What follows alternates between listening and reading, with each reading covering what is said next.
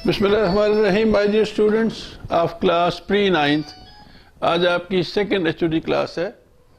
First class of एचओडीज़ के तमाम lectures हमने अपनी वेबसाइट पर अपलोड कर दिए थे और आप लोगों को हमने लॉगिन आईडी दिया और आपने यकीनन वो अब तक उनको सुनकर उन्हें तैयार कर लिया होगा। अपनी नोटबुक्स पे जो चीज़ें नोट करने वाली थी वो नोट कर ली होंगी और जितना पढ़ना था वो पढ़ लिया होगा। हमने आपसे ये गुजारिश की थी कि इन छुट्टियों में भी आप अपना एक शेड्यूल बना लें और इस शेड्यूल के मुताबिक मॉर्निंग में 3-4 घंटे 9:30 बजे से 1:30 बजे तक ज़रूर पढ़ा करें, जिसमें से फर्स्ट आवर आप अपनी वीडियोस देखें और उसके बाद फिर जो कुछ उसमें पढ़ाया गया है उसको बैठकर तैयार करें।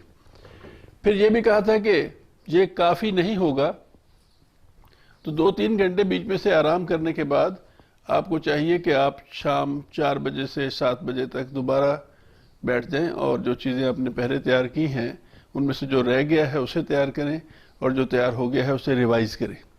अब जबकि आपको सेकंड एचओडी क्लास में पढ़ाकर मज़ीद 15 दिन का काम दिया जा रहा है, तो अब आपके सामने ये लाहे अमल होना चाहिए कि मॉर्निंग में आप 1 मई से मॉर्निंग में आप ये वाले नए जो लेक्चर्स हैं जो सेकंड एचओडी में आपको कराए गए हैं इनको तैयार करें और इवनिंग में जो आपने फर्स्ट एचओडी में पढ़ा है उसको रिवाइज करें ताकि उसको अपने साथ साथ लेके चलते रहें। अगर आपने उसको बिल्कुल ही इग्नोर कर दिया तो उसे आप भूल जाएंगे क्योंकि आपने ताज़ा उसको पढ़ा है, और अगर आपने इस सेकंड वाली की तरफ तवज्जो न दी तो ये आपका सिलेबस जो है वो तैयार नहीं हो सकेगा। तो इसलिए अब आपको थोड़ा सा ज़्यादा टाइम देना चाहिए और ज़्यादा तवज्जो से पढ़ना चाहिए। हमने ये महसूस किया और फीडबैक भी मिला है पेरेंट्स का, स्टूडेंट्स का, कि ये जो सिस्टम है ये बहुत इफ़ेक्टिव रहा है और पेरेंट्स कह रहे हैं कि बच्चे बड़ी शौक़ से इसको पढ़ते हैं, इसके साथ बैठते हैं और इसको तैयार करते हैं और तैयार करने में बड़ी आसानी है क्योंकि ये 1-on-1 किस्म की टीचिंग हो जाती है, जैसे एक टीचर और एक स्टूडेंट है। क्लास में बहरहाल तादाद काफ़ी होती है और कुछ स्टूडेंट पीछे बैठते हैं, कुछ दरमियान में बैठते हैं, कुछ तवज्जो नहीं देते, लेकिन यहाँ अगर जो स्टूडेंट पढ़ना चाहता है उसके लिए बहुत आसान है कि टीचर उसके बिल्कुल करीब है और वो उसकी बात सुन रहा है। इसके अलावा भी मैंने पिछली दफ़ा कहा था 2 बेनिफिट्स और हैं। एक ये कि आप जब चाहें इसको देख सकते हैं, ज़रूरी नहीं है कि अगर आप मॉर्निंग में देखें तो ही आप देख सकते हैं। आप चाहें तो आप इसको किसी वजह से आप मॉर्निंग में नहीं देख सके, कोई प्रॉब्लम हो गया तो आप उसके बाद देख सकते हैं, शाम को देख सकते हैं, रात को देख सकते हैं, अगले दिन देख सकते हैं। ये आपकी अपनी स्वीट विल है, तो ये बहुत बड़ा फ़ायदा है। क्लास में तो टीचर ने पढ़ाया, पीरियड ख़त्म हुआ, वो चले गए, उसके बाद फिर वो रिपीट नहीं हो सकता। तो ये बहुत बड़ा फ़ायदा है कि आप इसको बार बार भी देख सकते हैं। हाँ, मैंने कहा कि दूसरा फ़ायदा ये है कि आप इसको बार बार देख सकते हैं। पहला तो ये कि किसी वक्त भी देख सकते हैं, दूसरा ये कि इसको आप बार बार देख कर जो चीज़ें समझ नहीं आ रही उनको दोबारा समझ सकते हैं। हमने एक बात कही थी जो पिछली दफ़ा बहुत ज़्यादा हाईलाइट नहीं हुई, वो ये थी कि अगर आप कोई सवाल पूछना चाहें तो अपने कोऑर्डिनेटर साहब के उस फ़ोन पर जिस पे कि व्हाट्सएप है वॉइस मैसेज भेजें। किसी भी टीचर से आपने सवाल पूछना है, फिज़िक्स वाले से पूछना है, उर्दू वाले से पूछना है, आपको वो वॉइस मैसेज अपने कोऑर्डिनेटर साहब को ही भेजना चाहिए। वो आपको मुतलका टीचर से जवाब लेकर उसका वॉइस मैसेज वापस कर देंगे। अगर आपने कॉल्स की तो वो कॉल्स अटेंड नहीं हो सकेंगी और फिर वो आपके सवाल का जवाब भी आपको नहीं मिल सकेगा। आप वॉइस मैसेज कीजिए, जनाब ये बात मैंने पढ़ी है, मुझे समझ नहीं आ रही, मुझे यहाँ से ये नुक्ता समझा दें, तो वो मुतलका टीचर को वॉइस मैसेज भेजेंगे, वो उसका जवाब देंगे। वो आप हो सकता है वीडियो की शक्ल में दें, आपको 2-4 मिनट की वीडियो मिल जाएगी जिसमें उस नुक्ते को समझा दिया जाएगा। तो मैं दुआ करता हूँ कि अल्लाह ताला आपको अपनी हिफ्ज़ व अमान में रखे और आप डिसिप्लिन से पढ़ते रहें। और ये जो अभी एचओडी क्लास कराई जा रही है इसमें एक तब्दीली ये भी है कि हमने पिछली क्लास को कहा था कि वो 25 अप्रैल तक होगी, 25 अप्रैल तक, लेकिन चूँकि वीडियोस देर से अपलोड हुई हैं और कुछ लोगों को देर से यूज़र नंबर मिला है और कुछ लोगों के और टेक्निकल मसाइल थे, तो हमने उसमें 3-4 दिन का इजाफा कर दिया है कि अब ये 25 अप्रैल की बजाय 30 अप्रैल तक रहेगा और 1 मई से आपकी सेकेंड एचओडी क्लास होगी, जो ये 3 मई से यानी 25 अप्रैल की बजाय अब ये 2 मई तक चली जाएगी, वो जो पिछली एचओडी है। तो 3 मई से ये फर्स्ट वीक शुरू होता है मंडे से, संडे से, तो यहाँ से हमने इसको शुरू किया और ले गए इसको 16 मई तक। तो ये देखिए कि 3rd, 4th, 5th, 6th, 7th, 8th, 9th, 10th, 11th, 12th, 13th, 14th, 15th and 16th میں, اور یہ یہاں سے اگر دیکھیں گے تو یہ 14 ورکنگ ڈیز بنتے ہیں, اور اس میں ہم نے دنوں کے بھی نام لکھ دیے ہیں کہ کون کون سے دن کے ہیں. یہ سنڈے سے شروع ہو رہا ہے, پھر ایک اور سنڈے بیچ میں 8 کو آتا ہے, پھر آگے سیٹرڈے پہ جا کے یہ کمپلیٹ ہوتا ہے. تو یہ جو HOD کلاس ہے اس میں ہم نے کچھ اور بھی بہتریاں لانے کا فیصلہ کیا ہے, جیسے یہ کہ اب ہم آپ کو ڈے وائز پڑھائیں گے. تو پہلے 7 days 4 سبجیکٹس ہوں گے, اور وہی 4 سبجیکٹس آپ نے پڑھنے ہیں, انہی کو تیار کرنا ہے, اور پچھلا جو آپ نے پڑھا ہوا ہے اس کو ریوائز کرنا ہے. اس کے بعد پھر 8th مئی سے 10th مئی سے 8ویں دن, آپ کا جو 8واں دن ہوگا, اس سے لے کر 14th ڈے تک, یعنی 10th مئی سے لے کر 16 مئی تک, پھر اگلے 7 days جو ہے وہ اگلے 4 سبجیکٹس ہوں گے. جو پہلے 4 سبجیکٹس پڑھائے جا رہے ہیں ان میں میتھمیٹکس ہے, ان میں کیمسٹری ہے, ان میں انگلش, اور ان میں ایک اردو ہے. تو یہ 4 سبجیکٹس ہیں, اور اگلے 4 سبجیکٹس جو ہوں گے, یعنی جو 8ویں دن سے آپ کریں گے, یعنی فرسٹ 7 days یہی 4 سبجیکٹ ہوں گے, اور ان سب سبجیکٹس کو ملا کر جو ایک دن کی ویڈیو آپ کی ہوگی اس کا دورانیہ 40 منٹ to 50 منٹ ہوگا. اس کے بعد پھر اگلے 7 days جو ہے, 8th ڈے سے 14th ڈے تک جو سبجیکٹس ہوں گے وہ فزکس ہوگا, اس میں بایولوجی اور کمپیوٹر ہوگا, اس میں اسلامیات ہوگا, اور اس میں پاکستان اسٹڈیز ہوگا. تو وہ 4 سبجیکٹس ہوں گے, اور ہر سبجیکٹ پڑھانے والے ٹیچر جو ہیں وہ آپ کو ڈے وائز پڑھائیں گے. فرسٹ ڈے کا, پھر سیکنڈ ڈے کا, پھر تھرڈ ڈے کا, پھر فورتھ ڈے کا, اور آپ کے سامنے جو ویڈیو آئے گی وہ صرف فرسٹ ڈے کی سلیبس کی ہوگی میتھمیٹکس کی. سیکنڈ ڈے جو ویڈیو آئے گی اس میں سیکنڈ ڈے کا میتھمیٹکس ہوگا. تھرڈ ڈے کی جو ویڈیو آئے گی اس میں تھرڈ ڈے کا, اسی طرح انگلش, اسی طرح اردو, اسی طرح سے کیمسٹری. تو ابھی ہم شروع کرتے ہیں پہلا. ہاں, اور جو آرٹس کے اسٹوڈنٹس ہیں, کامران صاحب کے ان کا ذکر کر دیجئے. ہم نے پچھلی دفعہ ان کے لیے الگ سے پری 9th آرٹس کی جو سبجیکٹس تھے ان کی ویڈیوز بنا کے اپلوڈ کی, اور وہ ایک الگ سے وہاں پہ موجود ہیں. یہاں یہ بات بتانا بہت ضروری سمجھتا ہوں کہ اب آپ نے سائنس شروع کی ہے, آپ پری 9th میں آئے ہیں, آپ نے کیمسٹری پڑھی ہے, آپ نے فزکس, آپ نے میتھمیٹکس پڑھا ہے. اب آپ کے لیے بڑا آسان ہوگا کہ آپ فیصلہ کریں کہ آپ نے سائنس ہی پڑھنی ہے یا آپ ہیومینٹیز کی طرف شفٹ کرنا چاہتے ہیں. اگر آپ ایک ایوریج اسٹوڈنٹ رہے ہیں یا بلو ایوریج اسٹوڈنٹ رہے ہیں تو ہمارا مشورہ یہ ہوتا ہے کہ آپ سائنس نہ پڑھیں, کیونکہ آپ کے لیے یہ مشکل ہوگا. آپ کو ایک مشورہ یہ بھی دے رہے ہیں کہ جو آرٹس کے لیکچرز اپلوڈ ہوئے ہیں آپ کی ویب سائٹ پہ موجود ہیں, آپ ان کو بھی ایک دفعہ سن لیجئے. آپ کیمسٹری کو بھی سنیے, آپ سیوکس کو بھی سنیے, آپ اسلامیات کو بھی سنیے, آپ فزکس کو بھی سنیے, آپ جنرل میتھس کو بھی دیکھ لیجئے, آپ نے میتھمیٹکس سائنس والا بھی دیکھ لیا ہے.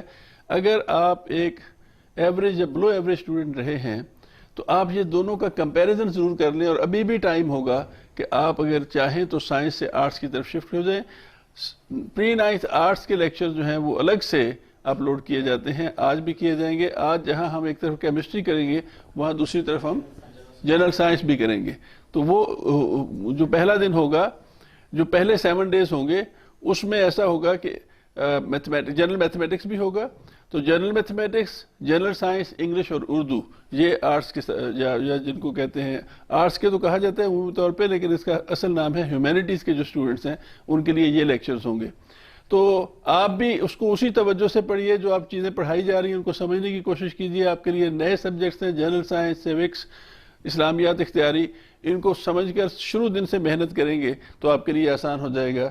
میں آرٹس کے اسٹوڈنٹس کو اور بھی زیادہ ہمدردی سے دیکھتا ہوں کہ کبھی میں بھی میٹرک میں آرٹس کا اسٹوڈنٹ تھا, اور میں نے جو ان دنوں میں پڑھا, میں آج ان سے ریکویسٹ کروں گا کہ جب جنرل سائنس کا پیریڈ ہو تو مجھے بھی 10 منٹ دیں.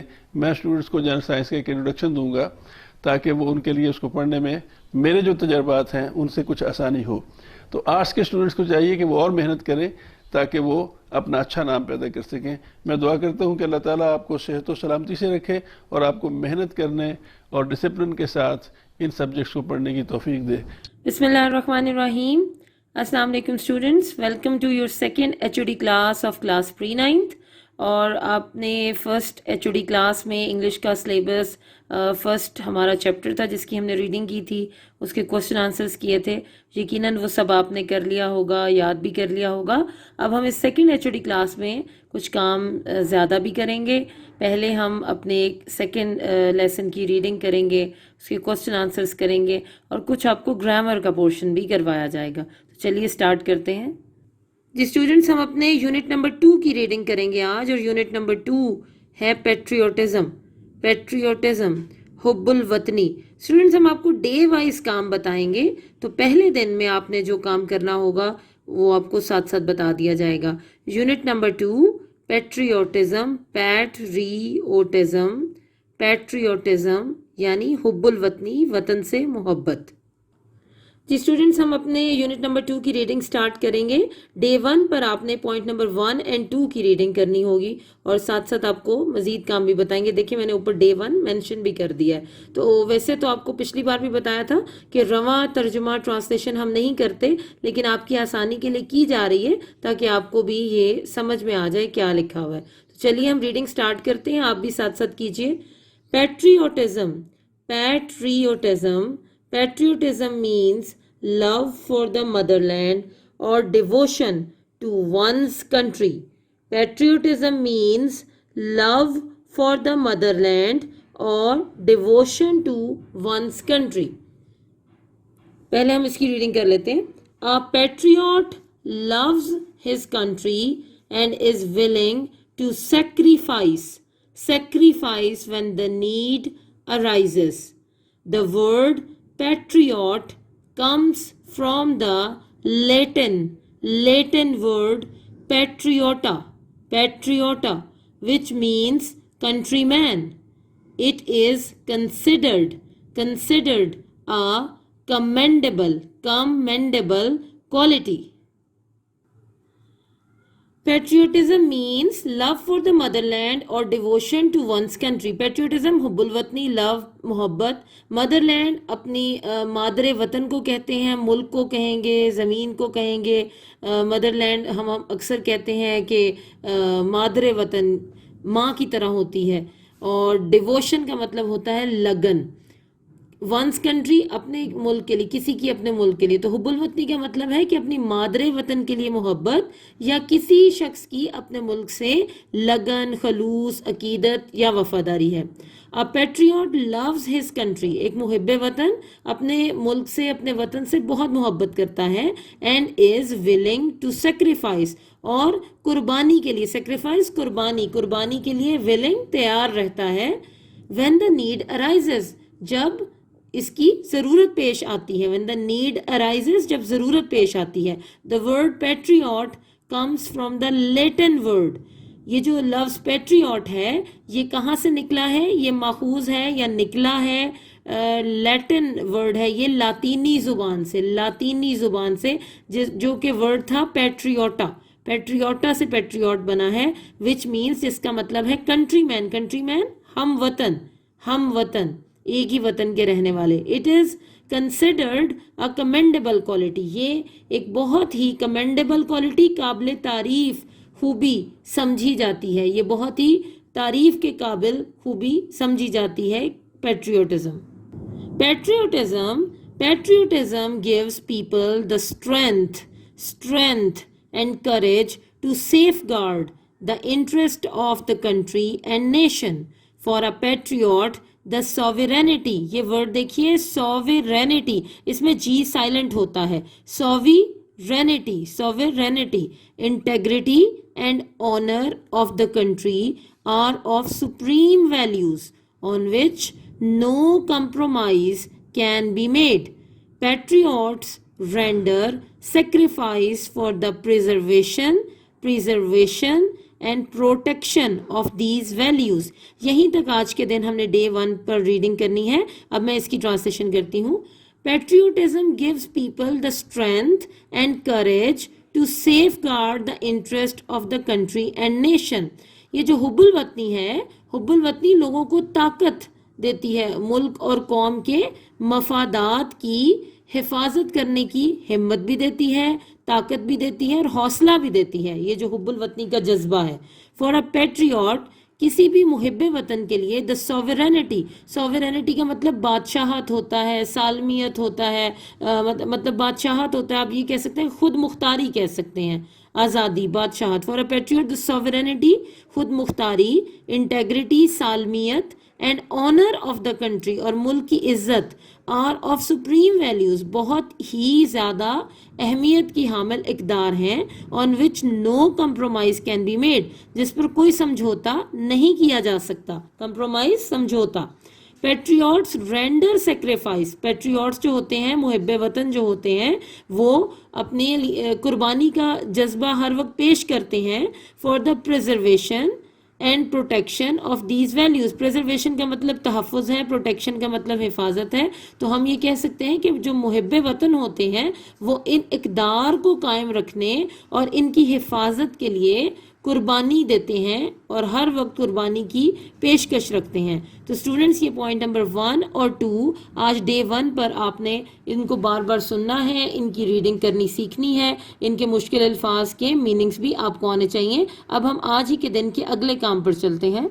جی اسٹوڈنٹس، یہ آپ کے اسٹینڈرڈ نوٹس ہیں، ان میں سے جو کوسچن آنسرز دیے گئے تھے پیٹریوٹزم کے، آپ question answers نکالیے.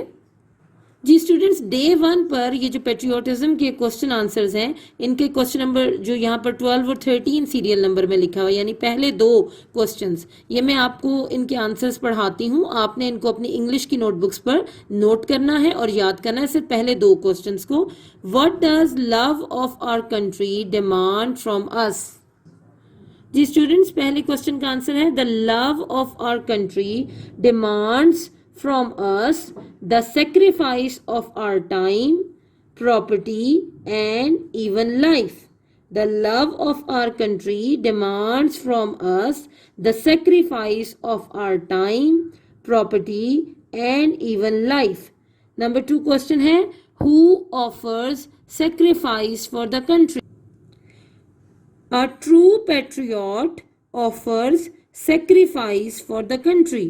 A true patriot offers sacrifice for the country. تو اسٹوڈنٹس، یہ کوسچن نمبر 1 اور 2 جو 12 اور 13 کے نام سے ہیں، آج کے دن میں آپ نے صرف یہ والے 2 کوسچنز اپنی انگلش کی نوٹ بکس پر نوٹ کرنے ہیں اور ان کو زبانی یاد کرنا ہے.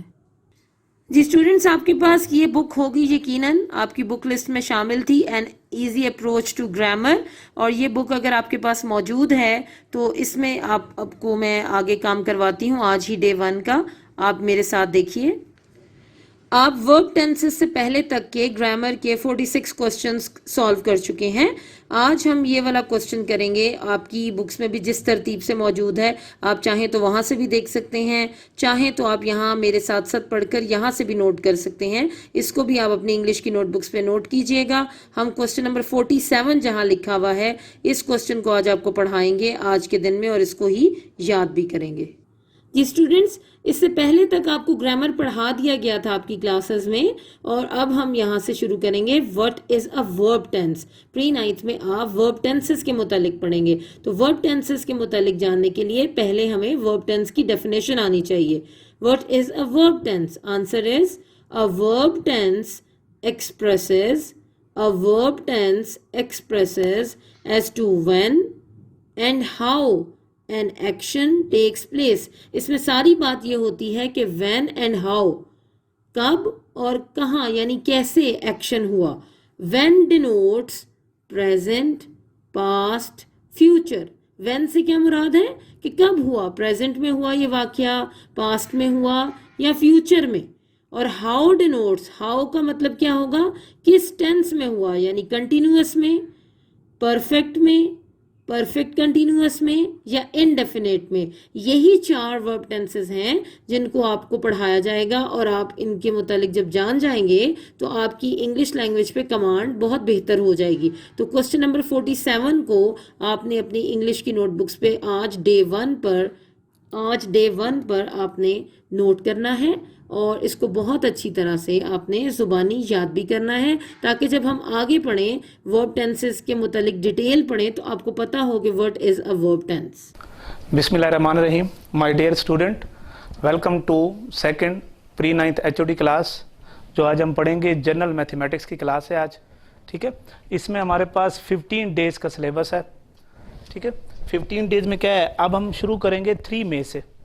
हमारा पील नंबर 25 अप्रैल तक था, तो कुछ लोगों को कम मिले हैं, पहले नहीं मिले था, बाद में मिले था, उसको हमने हफ्ता दे दिया दोबारा, तो इसलिए हम 3 मई से शुरू करेंगे। 3 मई से लेकर हमारा जो सिलेबस होगा हमारे पास ये 9 मई तक जाएगा, 7 डेज सिलेबस है, ठीक है। इसमें हमने पहले जो HOD में था चैप्टर नंबर 1 पढ़ा था, उसमें हमने एक्सरसाइज 1.1 की थी और 1.2 की थी। आज जो हमारा है उसमें हम क्या करेंगे, चैप्टर नंबर 1 की एक्सरसाइज 1.3 करेंगे और एक्सरसाइज 1.4 करेंगे। डे 1 में हमने क्या करना है, सबसे पहले जो पिछले HOD में हमने पढ़ाया था उसमें आखिरी 3 सवाल जो थे वो थोड़े से टफ थे, उनको मैं दोबारा समझा देता हूं ताकि उसमें आपको मुश्किल ना रहे। एक्सरसाइज 1.2 का क्वेश्चन नंबर 7 से करते हैं। ये आखिरी 3 क्वेश्चन थे, इसमें थोड़ा सा मुश्किल था, इसलिए दोबारा मैं करा रहा हूं आप लोगों को ताकि आपको मुश्किल आसान की तरफ हो जाए। If 8.4% of a book consist of 42 pages. वो कहते हैं एक बुक है जिसके पेजेस हमें पता नहीं है, लेकिन वो कहते हैं जब हम 42 पेजेस कर जाते हैं तो वो पूरी बुक का 8.4% हो जाता है। Find the total number of pages in a book. अब वो कहते हैं total number of pages find करने हैं 8.4% से और 42 पेजेस से हमने फुल बुक के पेजेस फाइंड करने हैं। सबसे पहले क्या करेंगे, 8.4% of a book contain number of pages.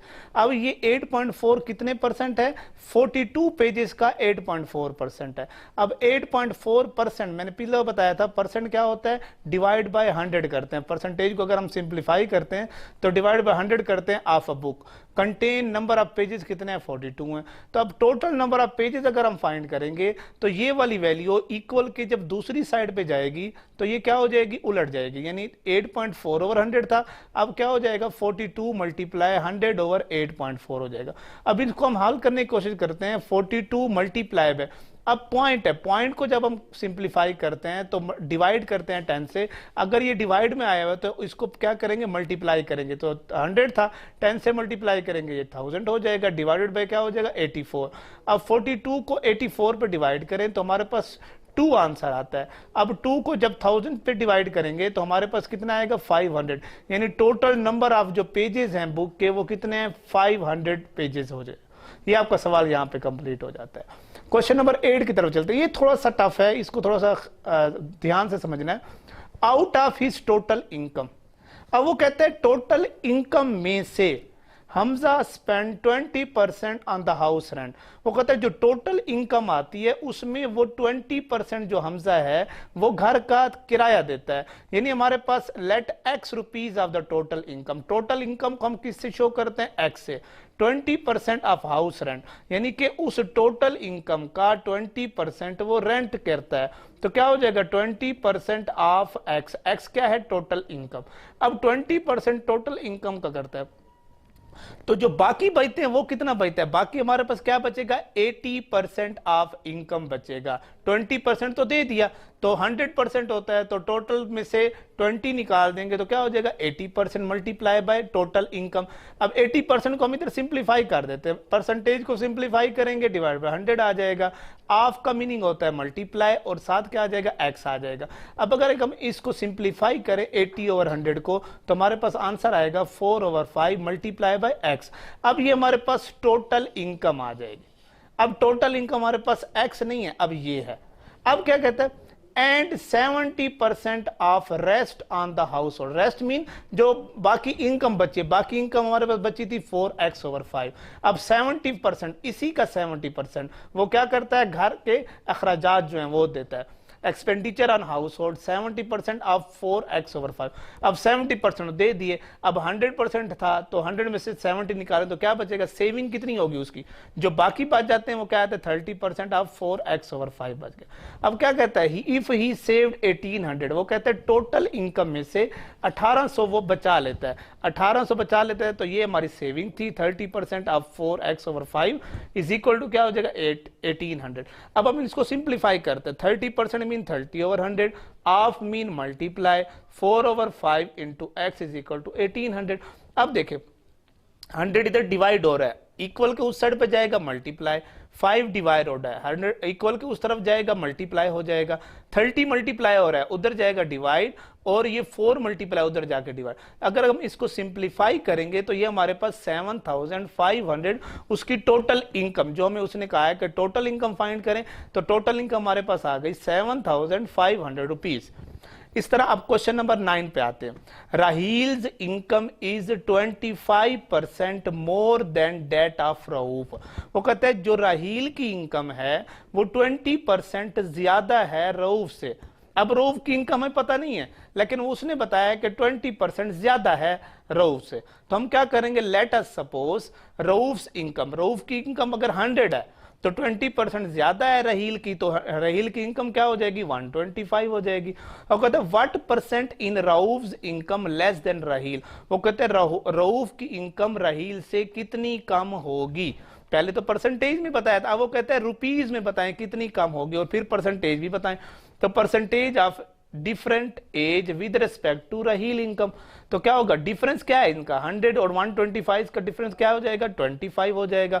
रहील्स income हमारे पास थी 100 तो 100 कर दिया, मल्टीप्लाई बाय 100, तो ये हमारे पास सिंप्लीफाई करें तो ये 20% आ जाती है। ये आपका मैंने डे 1 में ये 3 क्वेश्चन पढ़ा दिए। ये पिछले थे क्वेश्चन, दोबारा मैंने इसलिए पढ़ाए हैं कि ये इसमें थोड़ी सी डिफिकल्टीज थी स्टूडेंट्स को, मैंने ये दोबारा एक्सप्लेन कर दिया आपको। ये डे 1 का सिलेबस यहाँ पे कंप्लीट हो जाता है। जी स्टूडेंट, अपने उर्दू की क्लास किताब खोलिए। आप जानते हैं कि आप उर्दू 9th क्लास की उर्दू ही पढ़ते हैं, जिस तरह बाकी सब्जेक्ट आप 9th के पढ़ते हैं, तो उर्दू भी आप 9th की पढ़ते हैं। तो अब आप इस उर्दू की किताब में से चैप्टर नंबर 2 खोलेंगे। जी स्टूडेंट, हमारा सबक नंबर 2 शुरू हो रहा है, और सबक शुरू करने से पहले हम उस सबक के मुसन्निफ के हालात ज़िंदगी के बारे में थोड़ा थोड़ा पढ़ेंगे। तो आप इसको देख रहे हैं, मैं आपके सामने पढ़ रही हूँ, आप गौर से सुनिए और फिर इसको आप खुद भी पढ़िए। मौलाना अल्ताफ हुसैन हाली। अल्ताफ हुसैन हाली पानीपत में पैदा हुए। उनके अजदाद गियासुद्दीन बलबन के ज़माने में हिंदुस्तान आए। 9 बरस के थे कि वालिद का इंतकाल हो गया। भाइयों ने परवरिश की। तालीम की तकमील दिल्ली के आलमों की सोहबत में हुई। गालिब और शेफ्ता की सोहबत से बतौर ख़ास फैज़याब हुए। सर सैयद से भी ताल्लुक़ के खातिर कायम हुआ। शेफ्ता और गालिब के इंतकाल के बाद लाहौर आए और यहाँ पंजाब बुक डिपो में मुलाजमत कर ली। यहीं वो अंग्रेज़ी अदबियात से मुतारिफ हुए, जदीद तर्ज की नज़में लिखी और उर्दू शायरी की इस्लाह का बीड़ा उठाया। 1887 में 1887 इसको इंग्लिश में पढ़ते हैं, उर्दू में 1887 में सरकार हैदराबाद से 100 रुपया माहवार वजीफ़ा मुकर्रर हो गया, तो मुलाजमत तर्क करके बाकी उम्र तसनीफ़ व तालीफ में बसर कर दी। हाली के असलूबे बयां की सबसे नुमायां खूबी मुद्दा नगारी है। हाली की गर्ज अपने मजमून को अदा करने और मतालिब को वजाहत से पेश करने के सिवा कुछ नहीं होती। उनकी नसरी तहरीरों में एतदाल और तवाज़ुन का खास ख्याल रखा जाता है। बेजा इख्तसार और बेजा तवालत से इज्तनाब करते हुए इबारत को दिलकश, सादा और मुदल्लल बनाने में हाली अपनी मिसाल आप हैं। बेजा इख्तसार का मतलब होता है कि बहुत ही ज़्यादा मुख्तसर नहीं की जाती, और बेजा तवालत का मतलब होता है कि ऐसे ही फजूल में लंबी नहीं की जाती, बल्कि इज्तनाब करना होता है, उसे बचना। यानी ना तो उनकी इबारत बहुत ज़्यादा मुख्तसर होती है और ना ही बहुत ज़्यादा लंबी होती है, बल्कि वो उनकी इबारत बहुत दिलकश, सादा और दलाइल से भरी हुई होती है। दलाइल उनमें होते हैं, अपनी इबारत को दुरुस्त साबित करने के लिए मुदल्लल बनाते हैं, यानी उसमें दलाइल भी देते हैं। वो हर बात को संजीदगी और अकलियत के तराजू में तोलते हैं, यानी संजीदा भी बात होती है उनकी, और अकलियत के मेयार पर, अकल के मेयार पे पूरा उतरती है, और तखय्युल और जज्बात से दूर रहते हुए अपने ख्यालात और हकायक को कारी तक पहुंचाने की कोशिश करते हैं। यानी ना तखय्युल یعنی کوئی ہوا میں تخیل میں باتیں نہیں کرتے، نہ ہی جذبات میں باتیں کرتے ہیں، بلکہ اپنے خیالات کو اور حقائق کو پڑھنے والے تک پہنچانے کی کوشش کرتے ہیں۔ یہی وجہ ہے کہ رشید احمد صدیقی نے حالی کے نثری اسلوب کو اردو نثر کا معیاری اسلوب قرار دیا ہے۔ یعنی نثر کا مطلب ہوتا ہے جس طرح یہ لکھی ہوئی ہے عبارت، اس میں لکھنا، اس کا مطلب ہوتا ہے نثر۔ تو نثری اسلوب یعنی حالی کے مضامین یا لکھنے کا جو طریقہ کار ہے، اسلوب کہتے ہیں طریقہ کار کو، تو وہ حالی جو رشید احمد صدیقی ہیں ان کے مطابق حالی کا جو طرز بیان ہے یا طرز تحریر ہے وہ سب سے معیاری طرز تحریر ہے جتنے بھی لکھنے والے ہیں ان میں۔ وہ سوانح نگار، مضمون نگار اور نقاد تھے۔ سوانح نگار کا مطلب ہوتا ہے سوانح لکھنے والے، اور سوانح کیا ہوتی ہے؟ کسی کے حالات زندگی کے بارے میں لکھنا، اس میں اس کی خوبیاں بھی لکھی جاتی ہیں، اس میں خامیاں بھی لکھی جاتی ہیں، تو وہ سوانح ہوتی ہے۔ مضمون نگار یعنی مضمون لکھنے والا، اور نقاد کا مطلب ہوتا ہے تنقید کرنے والا، یعنی کسی بھی جو آپ اس کو کہتے ہیں نا تحریر، اس کے اوپر وہ تنقید کرتے ہیں، اس کے بارے میں بتاتے ہیں کہ اس میں یہ خوبیاں ہیں، یہ خامیاں ہیں، تو اس کو کہتے ہیں تنقید کرنا، اور وہ کہلاتے ہیں نقاد۔ ٹھیک ہے، نقاد سر سید کے قریبی اور باعتماد ساتھیوں میں سے تھے۔ سر سید احمد خان کو آپ جانتے ہیں، ان کے ساتھیوں میں سے تھے۔ ان کی مشہور کتابوں میں حیات جاوید، یادگار غالب، حیات سعدی، مقدمہ شعر و شاعری اور مدجزر اسلام شامل ہیں۔ یعنی یہ ان کی مشہور کتابیں ہیں، یعنی مولانا الطاف حسین حالی کی حیات جاوید، یادگار غالب، حیات سعدی اور مقدمہ شعر و شاعری، اور اس کے علاوہ مدجزر اسلام۔ آخر الذکر کتاب مسدس حالی کے نام سے بے حد مقبول ہوئی ہے۔ یعنی مدجزر اسلام دراصل ایک نظم ہے، نظم کی کتاب ہے جس کو کہ مسدس حالی کہا جاتا ہے، اور اس میں بہت سارے آپ نے پچھلی کلاسوں میں، آپ نے 7th کلاس میں بھی مسدس حالی کے نام سے ایک نظم پڑھی ہے، تو یہ حالی کی لکھی ہوئی ہے، اور یہ مدجزر اسلام سے لی گئی ہے۔ مقدمہ شعر و شاعری میں جو دراصل ان کے دیوان کا طویل دیباچہ ہے، جدید اردو تنقید کا نقطہ آغاز ہے۔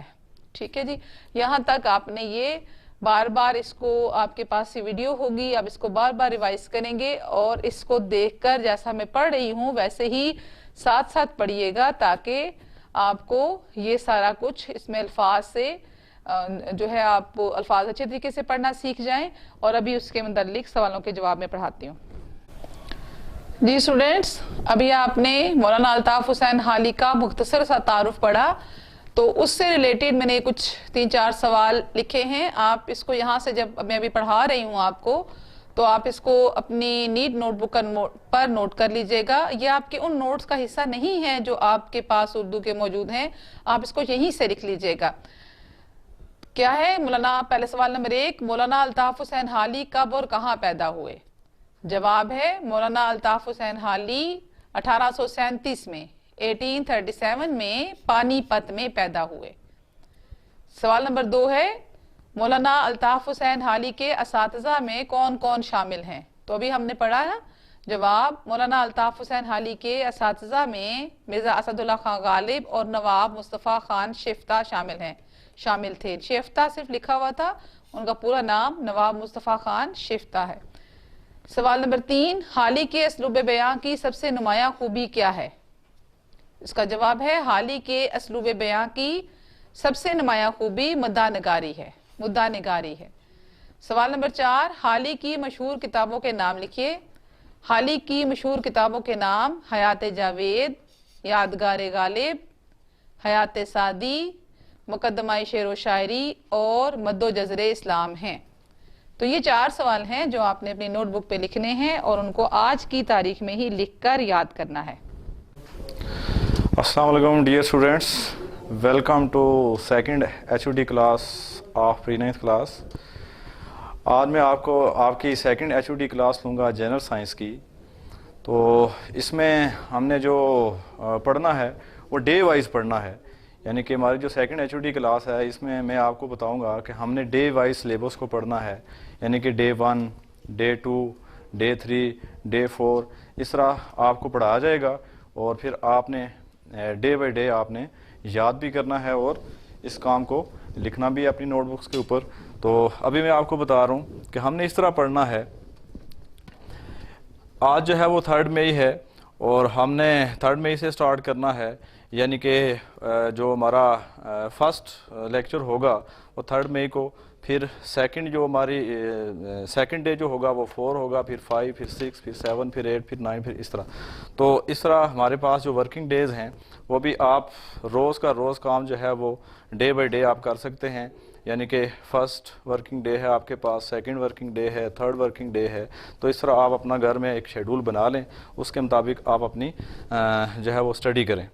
تو ابھی ہم سٹارٹ کریں گے ڈے 1 کا کام. اچھا اسٹوڈنٹس, ہم نے ڈے 1 میں جو ہے وہ تفصیلی سوالات سٹارٹ کرنے ہیں, اور ڈے 1 میں جو ہے وہ سوال نمبر 1 ہم پڑھیں گے. اسٹوڈنٹ دیکھیں, ہمارا جو سوال نمبر 1 ہے تفصیلی سوالات میں, وہ ہے مسلمان سائنسدانوں کا کارناموں کا مختصر حال بیان کریں. یعنی کہ جو مسلمان سائنسدان ہیں ان کے ہم نے کارنامے جو ہے وہ ہم نے بتانے ہیں اس سوال میں. تو اس کا جواب میں لکھا ہوا ہے 7ویں صدی سے 13ویں صدی عیسوی تک کے عرصے میں مسلمان سائنسدانوں اور مفکرین نے سائنسی تحقیق کے مختلف شعبوں میں قابل قدر کارنامے سر انجام دیے ہیں. چند مسلمان سائنسدانوں کے کارناموں کا مختصر ذیل میں دیا جاتا ہے. یعنی کہ اب جو ہے وہ مسلمان سائنسدانوں کے جو کارنامے ہیں اور جو مسلمان سائنسدانوں کے نام ہیں ان کو ہم ڈیٹیل کے ساتھ پڑھیں گے. تو اس میں ہے جی پہلا جابر بن حیان. اب جابر بن حیان کے بارے میں وہ لکھتا ہے کہ جابر بن حیان کو بابا کیمیا کے نام سے یاد کیا جاتا ہے. کیمیا کیمسٹری کو کہتے ہیں. یعنی کہ جو جابر بن حیان ہے اس نے کیمسٹری کے بارے میں بہت ساری جو ہے وہ معلومات دی.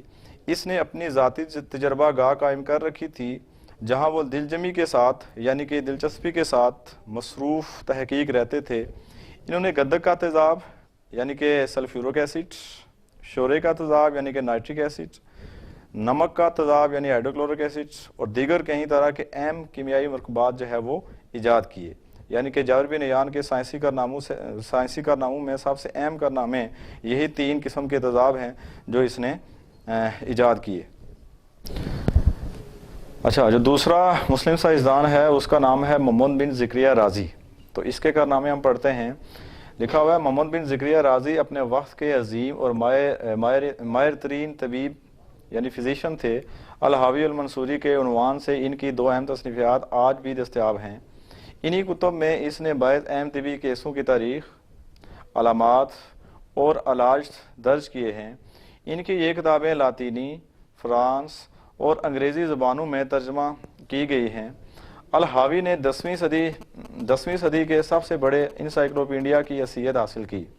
اس نے سب سے پہلے سرجری کے دوران بے ہوشی کے لیے افیون استعمال کی. یعنی کہ محمد بن زکریہ رازی نے یہ اہم خدمات سر انجام دی ہیں. اب جو اگلا سائنسدان ہے اس کا نام لکھا ہوا ہے ابن الہیثم. ابن الہیثم کے بارے میں ہم پڑھتے ہیں اس نے کیا سائنسی کارنامے سر انجام دیے ہیں. وہ لکھتا ہے کہ ابن الہیثم رہتی دنیا تک ماہر فزکس جانا جاتا رہے گا. انہوں نے انعکاس اور انعطاف نور یعنی ریفلیکشن اور ریفریکشن کے بنیادی اصول پیش کیے. انعکاس اور انعطاف یعنی ریفلیکشن اور ریفریکشن کا مطلب یہ ہوتا ہے کہ ریفلیکشن کہتے ہیں کہ جب روشنی کسی چیز پہ لگتی ہے اور وہاں سے وہ ٹکرا کر اپنا رخ چین کر لے تو اس کو بولتے ہیں ریفلیکشن. ریفریکشن کہتے ہیں جب روشنی کسی چیز میں سے گزر جائے تو اس کو بولتے ہیں ریفریکشن. یعنی کہ ریفلیکشن روشنی جس سے ٹکرائے واپس مڑ جائے, ریفریکشن جس میں سے گزر جائے. اس کے اصول ابن الہیثم نے ہی جو ہے وہ پیش کیے ہیں. آگے وہ لکھتا ہے کہ اس نے حدسوں یعنی لینزز کی ساخت اور ان کی کارکردگی کے علاوہ آنکھ پر بھی تحقیق کی. یورپ میں وہ الحازم کے نام سے جانے جاتے ہیں. ان کی معروف کتاب المناظر کا ترجمہ لاطینی زبان میں ہوا ہے. ابن الہیثم کو بابا بصیرت فادر آف آپٹکس تسلیم کیا جاتا ہے. یہاں ہمارا جو ڈے 1 کا کام ہے وہ مکمل ہوا.